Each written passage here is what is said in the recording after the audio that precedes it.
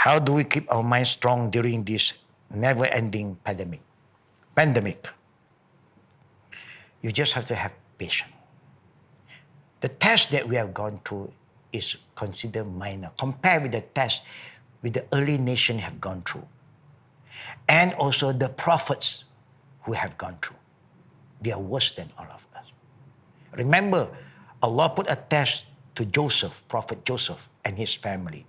For 7 years, brothers and sisters, 7 years. Hard time, no rain. But at the end, Allah overturned everything. And Allah blessed everything.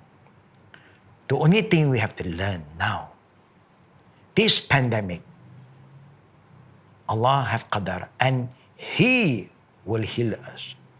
The only thing we must work together as a team. Care for one another.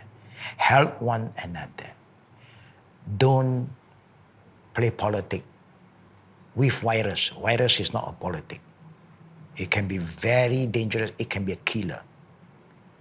So we hope time for us to be united for the sake of Allah and the benefit of humanity. That's how we move on. May Allah help us and connect yourself with God, please. Don't be godless nation. Godless nation will suffer more. People are connected to Allah, you can see. There'll be a lot of blessing.